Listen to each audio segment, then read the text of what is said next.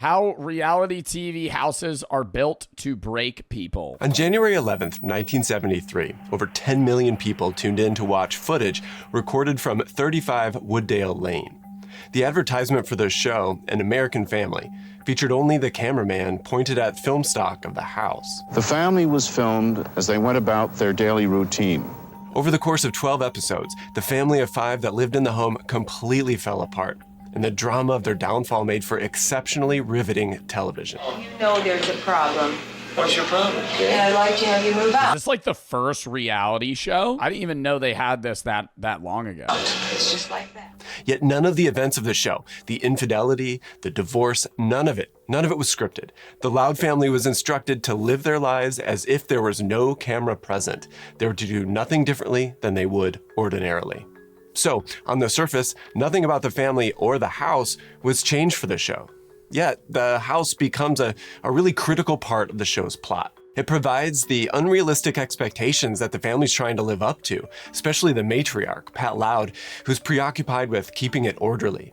Its oppressiveness prompts the eldest son, Lance, to flee for New York. It also establishes certain production limitations for the show, like the microphones that had to be located in the chandelier above the dining room table, which confined all the important conversations to happen underneath it. If someone didn't want to be filmed, like when Pat told Bill that she wanted a divorce, she just went into a room and closed the door.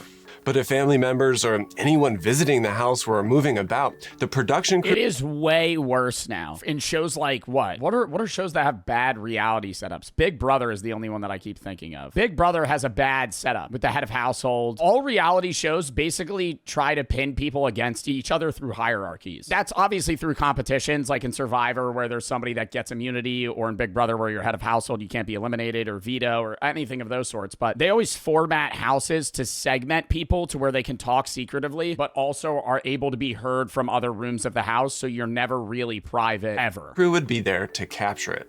But the crew was supposed to minimize any disruptions to the natural course of the family's life. Just observe and record, like a fly on the wall.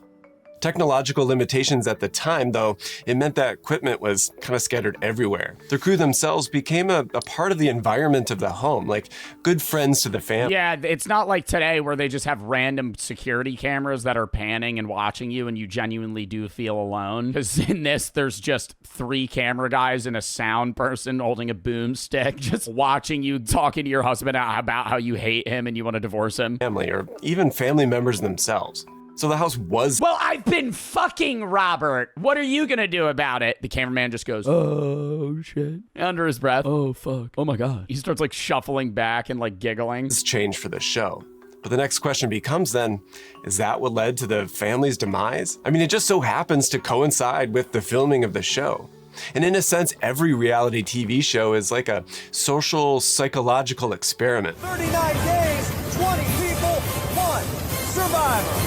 Today's highly produced, even scripted reality shows involve wild scenarios that they just can't be staged in normal, unaltered Big Brother sucks now. I can't watch that shit anymore. It actually feels staged. When I used to watch it in like 2016, 2017, it was enjoyable. And yeah, there was like obviously some cringy takes and stuff. And when they would do the interviews, you could tell they've shot it a bunch of times to get somebody to say it in the exact emotional way they wanted them to. But now when you watch Big Brother, the way they even interact in the show, it just feels like some of the people are just fucking plants to just stir up shit. That or they're legitimately insane. houses anymore.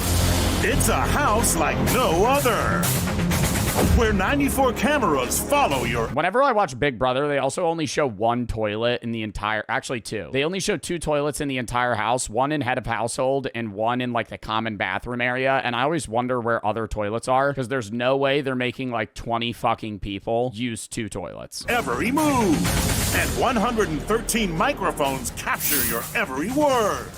These need specially built structures to carry out the self-imposed limitations for setups like groups of strangers that can't leave, or living together and competing while never meeting, or dating without ever seeing one another.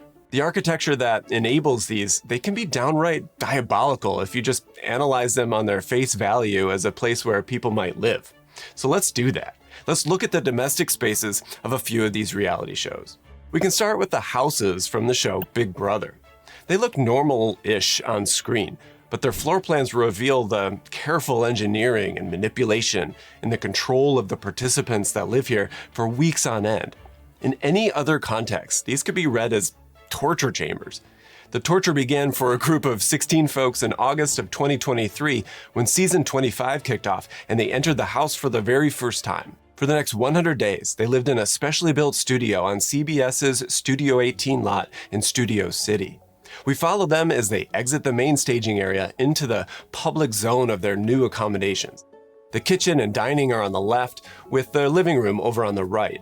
These spaces are almost completely open. Yeah, they always run around the house and they're like, "Oh my God, it's so beautiful!" And it's really annoying because it's always the BB super fans that are there, and they're like, and they start getting interviewed. They're like, "This is a dream come true. I just love the house. It's amazing." And it's fucking it's just literally they just change up the fucking decor. The house never looks different. It's always a kitchen on the fucking left. There's a random middle ground with a TV where they vote. They have a fucking bathroom and a bunch of bedrooms with like random cot size bed. Kitchen and dining are on the left, with the living room over on the right.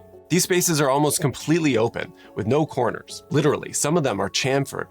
Nor are there any areas. Don't drag BB, drag the players. Now I'm going to drag Big Brother because this past season they had a fucking AI reality person. Big Brother AI robot. They had a fucking robot that would like talk to people, and it was so fucking stupid. And it was just literally boomers trying to go, "Hey, how can we make this game appeal to younger audiences?" And they were like, "Oh, I know. Let's just have a stupid AI voice that's going to talk to contestants non-stop." I literally stopped watching it because of that. People disconnected from reality. To be able to get away from any of the other contestants.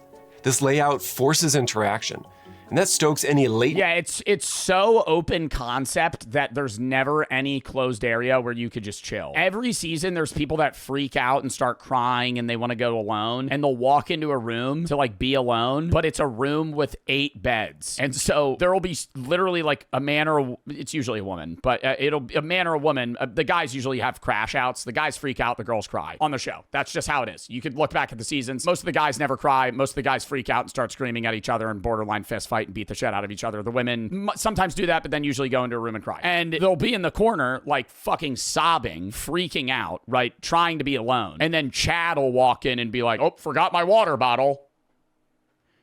You okay?" Meanwhile, she's going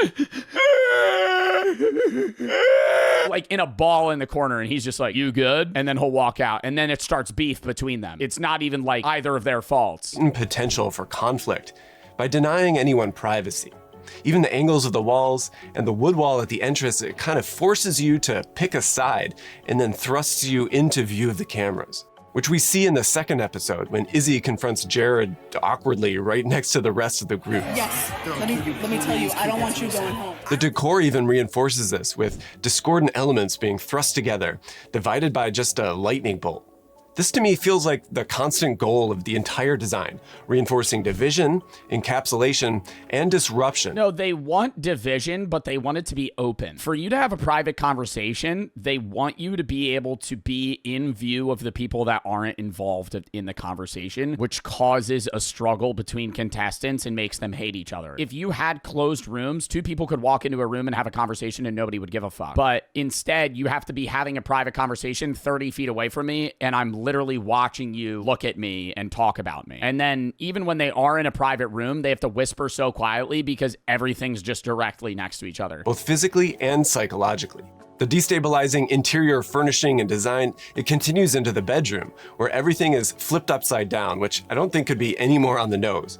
But then there's just the fact that there's a huge disparity between the have-not and the head of household bedrooms. The have-not's room is full of insults and foul food item-shaped sleeping surfaces that are designed to wear on your mental health over time. Sleeping in the head of household room, on the other hand, is the coveted prize for each week's competition. It's a luxurious retreat where occupants are treated to privacy and comfort and absolute powers of surveillance over the other spaces of the house. And being head of household in Big Brother is like a fucking curse because everybody just hates you. Because you're living better, you're eliminating other people. You could even be doing the same thing that the people that would be in your place would be doing, but they still dislike you because you're the one that's doing it. What this does is... That's why I also hate Big Big Brother is because any reality show like this, the people that do nothing are the ones that win. And that makes for boring fucking content. The people that are indecisive, they don't choose anything. They just fucking sit there. They never win competitions. They just float across the board. They're called floaters in reality shows, whether it be Survivor or Big Brother. They're just there. They exist. And they make it to the end because they've never been a threat, right? So they're never going to win competitions. So why would you get rid of them? They're just going to be there as a contestant that you know you could beat in competitions. You're going to have power over. But when you get to the final two, nobody's going to vote for you to win the game because you're the one that made decisions that made people get out. They're going to vote for the person, Frank, who fucking just sat there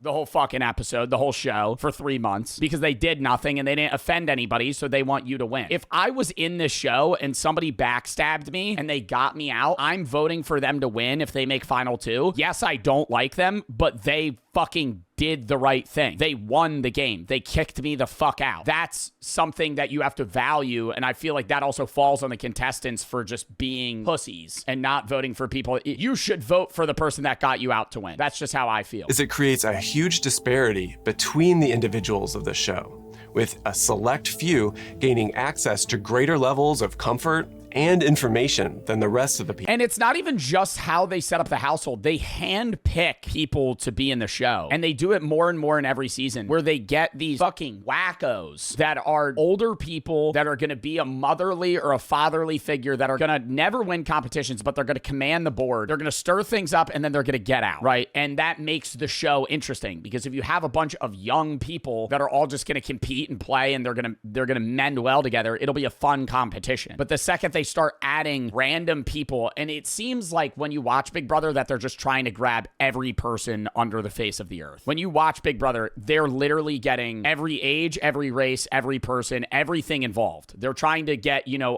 a clean board. And you think they're doing that to be inclusive. They're not. They're doing it because they know those people won't mend well because they're so different from each other that no one matches. And they're going to pin people against each other purposefully. This creates imbalances in power and unequal levels of control that people feel that they have over their individual environments. Those at the bottom grow paranoid, knowing that they're being watched and observed. And this is heightened by the huge swings between the absolutely public gathering faces accompanied by spaces like the diary room, which are absolutely private. It's even acoustically isolated from the other spaces and separated by an airlock. It's where individuals dish their feelings about the other contestants on the show. The room's disconnection from the other spaces then leads to paranoia in others that might be thinking about what's happening inside. What are they saying about me? But all of this entire plan is surrounded on all sides, even in between all the spaces, by the production crew and cameras. The people living here call. I don't know, bro. I wouldn't be going to the diary room if I was playing this shit. If I'm crashing out, I'm crashing out. Like, if I was on this show, I know it's the setup, but if I'm going to freak the fuck out, I'm not going to be like, I'm going to go into this room and rant to a camera. I'm going to start dishing shit. That's dumb because then you get voted out. And that's what's annoying is because confronting people makes you a threat. And that goes back to the floating shit where if you want to have like an actual interaction, you're forced to withhold that and then rant to the camera rather than the actual person that you want to discuss shit with. I know it's a competition. That's why they have to do it. But Big Brother's so annoying now because nobody's ever open to doing anything. They always have to be fake. You can never trust anyone. And yes, that's the point of the show and that's what makes it interesting, but it's like, fuck, dude. If I had a problem with Bob, I can't go to Bob and talk to him about my problem because if I talk to him about my problem, yeah, he'll say we're good. And then he's going to go to fucking Frank and tell Frank that I'm a fucking loser and we need to get me out. So you just have to sit there and go, yeah, we're good. You have to be nonchalant as fuck in every situation. Otherwise, you're somebody that needs to get voted out. Called house guests have no access to this space. Yet you can feel it as this constant presence of this mysterious zone that you don't know anything about behind every mirror and behind every wall where there should be another room or another space. You never know if someone's in there. So you have to assume that there always is someone there. That's almost literally the stuff of nightmares and feelings of oppressive control from the space around you. Absolute containment coupled with absolute exposure, luxury coupled with discomfort, access to knowledge coupled with restricting information, that is a recipe for undermining the emotional stability of your occupants. Architects that want to do this to people have been taking notes on this for years. where Big Brother is designed to create unstable, multivalent Those are not push-ups. where Big Brother is That ain't even 90 degrees. designed to create unstable, multivalent alliances while sowing the seeds of division. The show Love is Blind brings people together with the intention of them pairing off in matrimony. And while that sounds more benevolent, the design of Is Love is Blind the one where they just instant get married? What is that one? There's so many reality shows, I just never know what's what. That show's so bad. Yeah, no, it's just a terrible idea. Just being desperate for love. their spaces for interaction is no less Instant marriage, no visual appearance. manipulative and emotionally destructive than Big Brother. The most iconic spaces of the show are called the pods. These are small, soundproof rooms where the participants sit on these plush couches and then they talk to their potential partners through a wall. These pods are the heart of the show, the places where connections are made between people and where the show's central premise takes place, falling in love sight unseen. I'm the king of first impressions.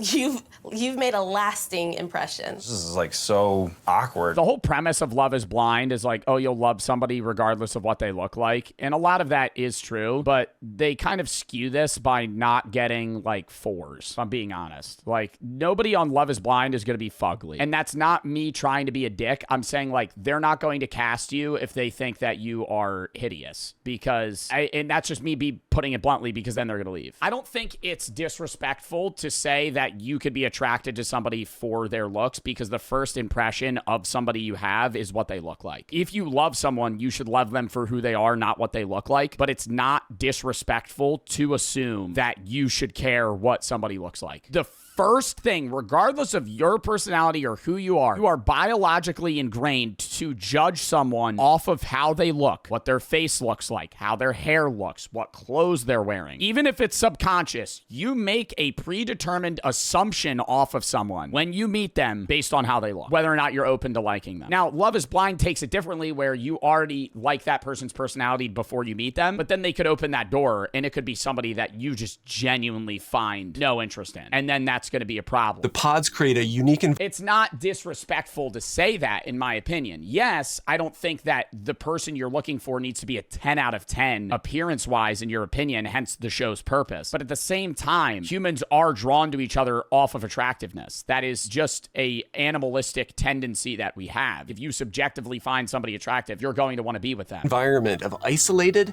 intimacy. Each one is a self-contained That is disrespectful. How? unit separated from the others by thick walls. Participants can't see each other. They can only hear each other's voices. The lack of Personality should also matter as well. Personality is 95% of what makes you love someone. There are a million people in the world that you find attractive. The difference between those people is the people that you'll mend with. You're probably gonna date multiple people in your life. The reason you break up with that person is not because you think they're ugly. It's because you don't work with them on a personal level. Your personalities don't match. Let's just say Brooke doesn't see looks.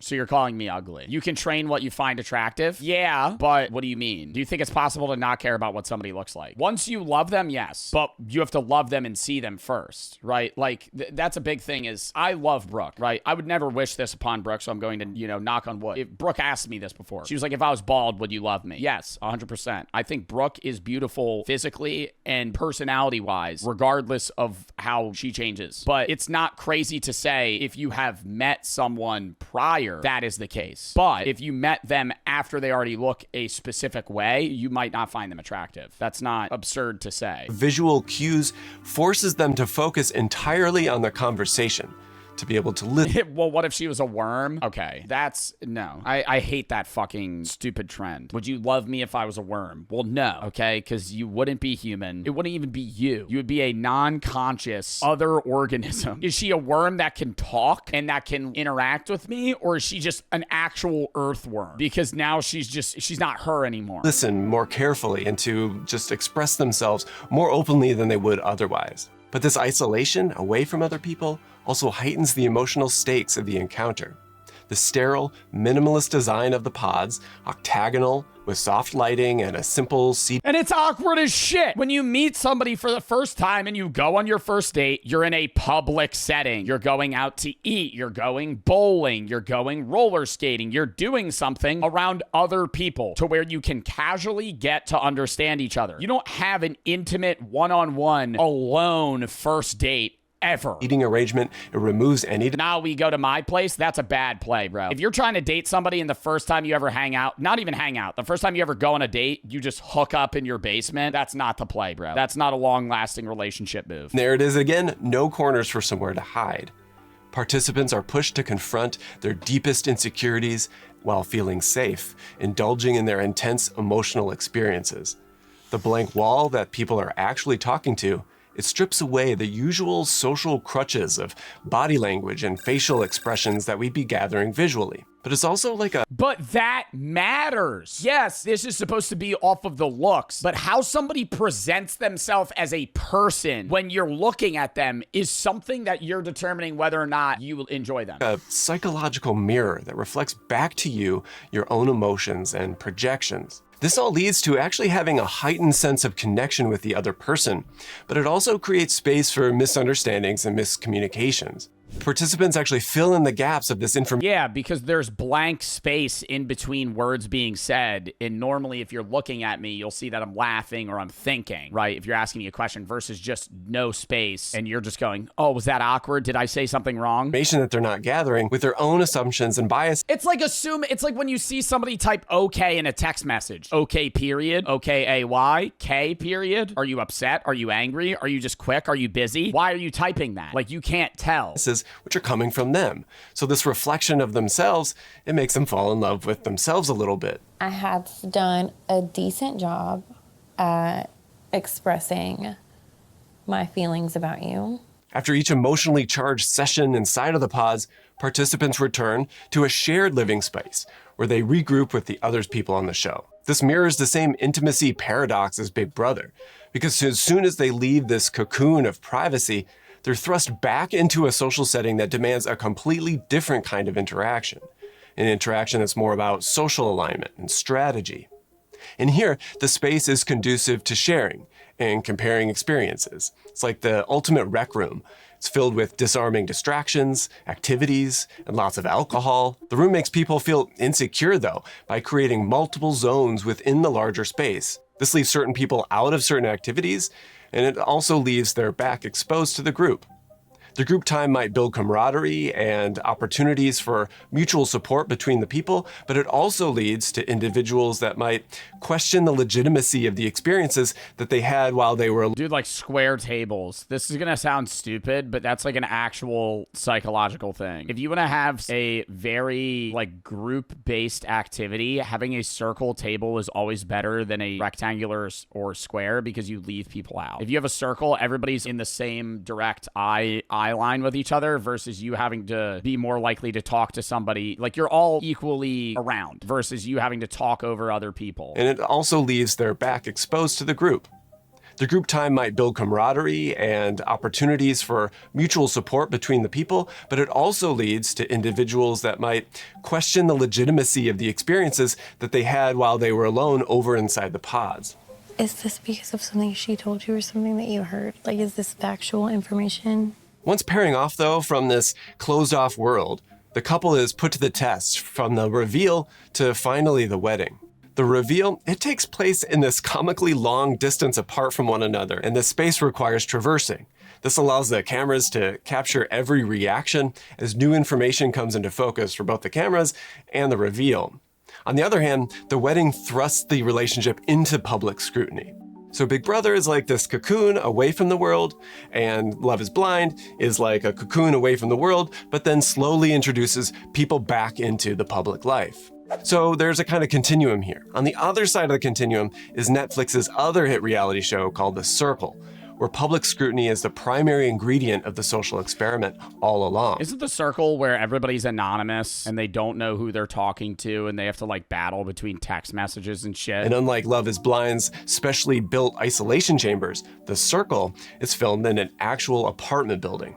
12 contestants each have their own apartment. Oh my God, look at the tchotchkes, look at the tchotchkes. And while they're decorated based on the individual personalities of the inhabitants, those apartment layouts, they're all identical. All that's possible because the circle doesn't rely on a diabolical floor plan to be able to coax drama and discord.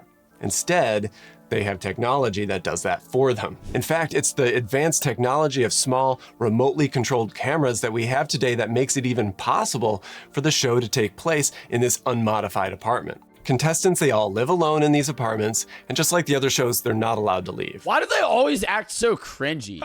Maybe it's in that specific setting, but I don't know. Whenever they're alone on a reality show or they're getting filmed, they always have to like, do you think they're told to act like that? Or they're just like, maybe it's just like millennial shit. Like the looking at himself in the mirror and then jumping onto the bed. I would just be like, wow, this is dope. I think they tell them to like heighten their emotions and be overly dramatic. Is mirrored by complete They got to be entertaining. Yeah. immersion into a social media platform that's built especially for the show. I've been added to the chat. It's how contestants interact with one another. It's where they devise strategies and manipulate each other. This, of course, is fully public and exposed, so deciphering veiled innuendos is scrutinized to death by fellow competitors and... Dude, those guys are TikTokers. What the fuck? Those are the guys that go, oh, he's Italian. He's Italian. fellow competitors and millions watching at home. An espresso martini? I feel like people who drink espresso martinis are like middle-aged women. I drink espresso martinis. That's like my favorite drink. I drink espresso martinis all the time. They're fucking amazing. It shows you're a middle-aged woman. Yeah, I'm a 50-year-old woman. No, espresso martinis are fucking fire. Those are actually good. I have had those. So like Big Brother and Love is Blind, there's a huge rift between spaces of deep privacy and isolation that's almost violently juxtaposed with spaces of unfettered exposure out in the world. All the while, the cameras in the circle, they're barely noticeable. You can live your life without a care. And the social media aspect, it's not really that different from what everyone just does already. I think this makes it just that much more tragic in its premise. Even though it's taken to the extreme, it's barely any different than the strange reality that we live in today. Big Brother creates its own encapsulated world and boosts people from it. Love is Blind slowly releases back everyone into it. And the circle, it's not really isolated at all. Netflix did put a giant neon circle on the outside of the building that it's filmed in, branding Oh my God. So do people go like harass them from the stairs? it for exterior camera shots and anybody that just happens to be nearby. But I noticed that in larger context establishing shots, they draw from areas around me here in Chicago and a bit from Milwaukee. But the original building, it's been in England ever since the show began, and it only moved to Atlanta, Georgia for the last couple of seasons. Either way, there's this strange lack of specificity that means it's like everywhere and nowhere at the same time. Everyone is living comfortably in a space that reflects their personal interests, physically isolated while emotionally exposed, in a building that features zero sense of place or local connection. That all sounds like a nightmare that is way too close to reality. When An American Family first aired in 1973, documentaries at the time that were popular were mostly focused on large world events and historically significant people. But that contrasted with scripted television at the time, which shifted inward to the home and focused on things like family dynamics. The top two in the ratings were All in the Family and The Waltons. These kinds of shows connected with the anxiety that Old head ass shows. That looks like a fake dog. Is that a real dog? Americans were feeling at the time, with the kinds of changes that they were Why is it not moving? feeling in their home life. Even today, 50 years after that reality TV show experiment, the collision of those genres, documentaries focused on suburban families, it still resonates with audiences around the globe. We're watching these non-actors in their homes having intense encounters between each other, while we too were sitting in our homes. In this scenario, the TV screen, it's kind of like a mirror. It's not so much just a portal into some unrelated fictional fantasy world. I think it's no coincidence then that the cameras in Big Brother, they're disguised behind mirrors too. Of course, They actually don't show the cameras? I thought they were open to see for contestants. we all know that the level of reality TV is totally dubious. But I think What if I'm like butt ass naked though? Because they have like a live feed constantly. They blur it. No, but they have a live feed that like viewers can just see. What if you got to change? Then you're just butt ass naked. like Fargo's insistence that it's based on true events, or the willful suspension of reality that we have in things like professional wrestling, I think reality TV is immersive in a unique way like those. And the home is an important piece of that equation. The houses of reality TV play out some of the most nightmarish spaces imaginable, while others on the surface seem like blissful, aspirational rewards of the suburban dream, and sometimes they're both at the same time. Clearly, the architecture and design of reality TV shows aren't just backdrops. They're powerful tools for shaping behavior overall, influencing emotions, and orchestrating all sorts of interactions. It's fascinating how spaces can manipulate outcomes and reveal deeper truths about human nature. Yeah, it is wild that the way they design the flooring changes how people will interact and how amped things will get. If they didn't have such an open concept, Big Brother would be way more peaceful of a show. It would be more like you're watching a 30-minute game show than an actual reality television series. Sure. If there's a broader takeaway in this, though, I think it's that environments that we inhabit daily wield the exact same kind of influence. To better understand underlying principles like this, I find myself constantly turning to Brilliant. W Video, Jesus, we're not.